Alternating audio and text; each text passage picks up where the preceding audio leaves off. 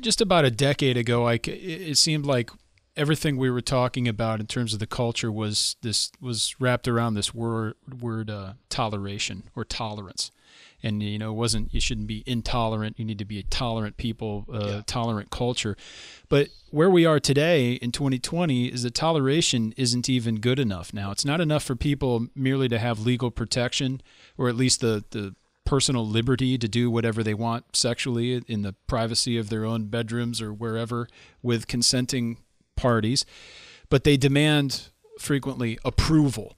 So Yeah. how is that bound up with the, how does it explain, I should ask, the deeper issues of this dynamic with personal Yeah. identity and the need and the demand for approval? Yeah.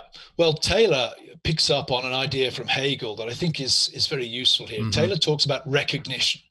And there are a number of ways, you can understand recognition in a sort of common sense way. Hey, Camden, I recognize you. Hey, good to see you. Right. That's a sort of a thin understanding. Right. What Taylor's getting at is this idea that for me to be fully me, for me to be a fully self-conscious me, I need other self-consciousnesses. I need other people to acknowledge me as me And affirm you in that and in that affirm me, to decision. Yeah. acknowledge me, affirm me, etc., etc. So, if if if I'm convinced that if I'm gay and I'm convinced that my same-sex desire is absolutely fundamental to my identity, for you to say, well, I don't want you sent to prison for that, Truman. I can tolerate that.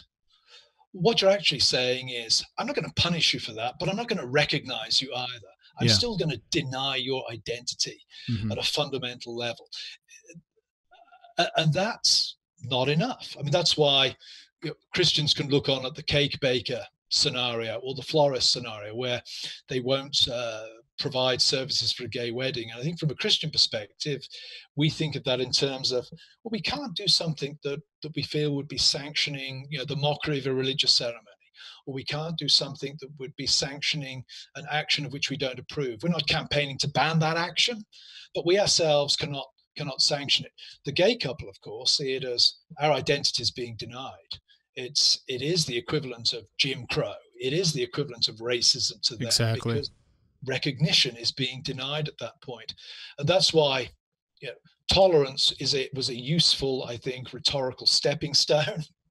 But ultimately, the game, as Daryl Paul in his excellent book. The title eludes me, but Daryl Paul's done a great book on this. I think from tolerance to equality, I think is the Mm. title of it, where he looks at how this dynamic works out, and that really